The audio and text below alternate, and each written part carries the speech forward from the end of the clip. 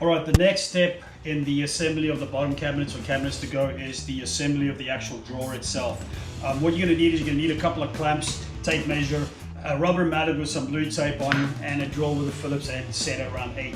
I went ahead and I took a piece of the foam from the packaging to put it down on the table, just to protect the front. Go ahead and you lay your face down on the foam.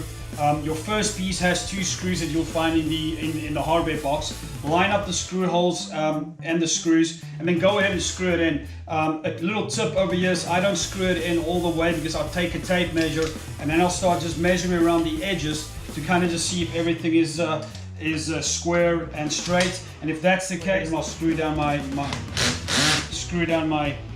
first piece and make sure everything is good and secure.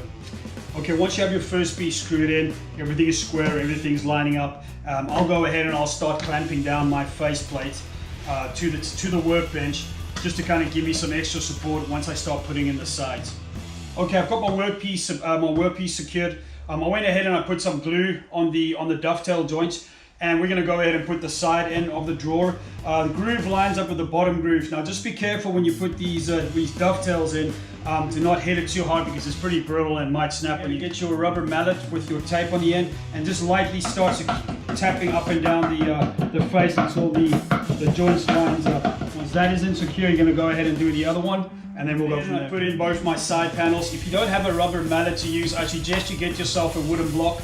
Just put it on the face frame and start tapping it with a hammer. If there's any glue squeeze out, take yourself a wet paper towel and just kind of clean up whatever glue is left.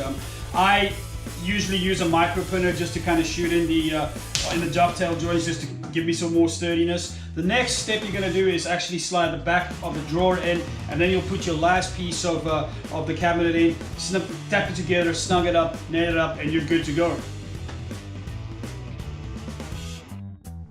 Alright guys, that's how you assemble a drawer for cabinets to go. A few things to remember is to protect your face front as much as you can. If you have any glue squeeze out from your dovetails, go ahead and clean that up with a wet rag as soon as possible. And then make sure that your dovetail joints is nice and flush. Other than that, you'll get ready to put your rails in and slide the drawer in. Thanks for watching, and subscribe and share.